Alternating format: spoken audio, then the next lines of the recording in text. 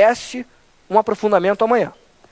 É a questão se o princípio da segurança jurídica, ou o princípio aí do venire contra factum próprio, ou o princípio da boa-fé, ou o princípio da confiança legítima, se esse princípio maior da segurança jurídica, ele pode ser aplicado ou não aos atos ilegais.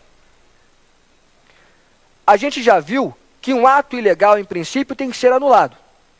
A gente já viu que, se o particular está de má-fé, esse ato pode ser anulado a qualquer momento. Se ele está de boa-fé, tem um prazo para anular esse ato ilegal, um prazo geralmente decadencial e geralmente de 5 anos. Será que poderia, eventualmente, num caso concreto, o poder público na autotutela, ou o próprio poder judiciário, será que poderia o poder público lato sensu determinar a anulação desse ato, mas aplicar por analogia o artigo 27 da Lei 9868? O que é o artigo 27 da Lei 9868? O artigo 27 trata da ADIM e traz aquela modulação dos efeitos. A Lei 9868 trata da ação direta de inconstitucionalidade, por exemplo, e lá no artigo 27 diz que a declaração de inconstitucionalidade ela pode não ter efeitos retroativos. Ela pode valer dali para frente ou até de um outro ponto qualquer para frente. Não só não vai retroagir, como eventualmente vai surtir efeitos a partir de uma data futura. Diz o artigo 27 da Lei 9868.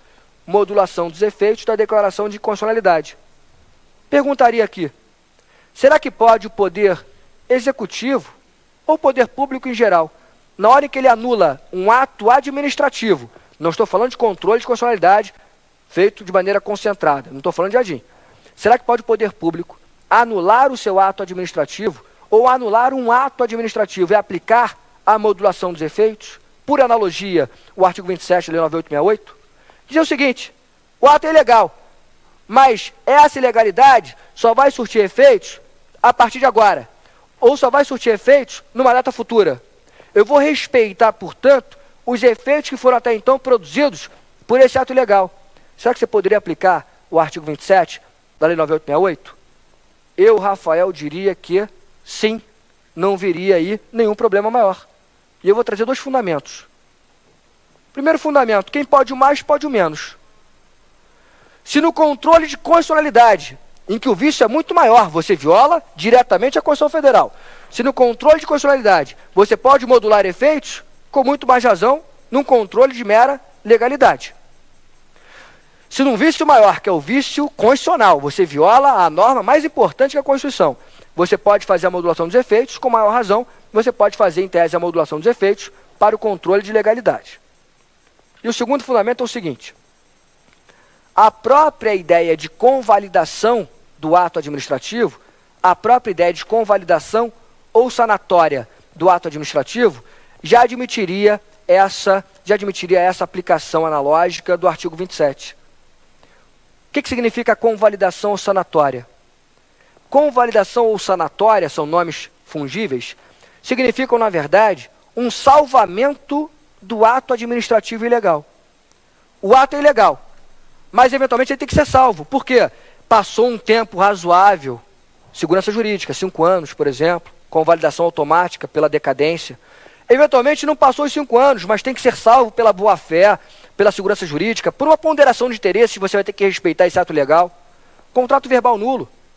Você vai convalidar, vai ter que pagar, por quê? Apesar de nulo, boa-fé, segurança jurídica. Se você pode convalidar, sanar atos ilegais, você então vai poder, eventualmente, convalidar, sanar atos ilegais e determinar que, eventualmente, aquela convalidação vai surtir efeitos. Ou naquele momento, como acontece normalmente, em que você convalida, ou até, por que não, no momento futuro. Ponderação de interesses, trazendo por analogia uma norma legal, que é o artigo 27 da Lei 9868. Essa última questão da aplicação analógica do artigo 27 da Lei 9868, ela não tem sido tratada normalmente na doutrina. São raros os artigos que abordam essa questão e abordam rápido, mas é uma questão que certamente vai ser levada a efeito em pouco espaço de tempo. Eu queria agradecer a presença de todos os presentes e todos que estão assistindo o programa Saber Direito.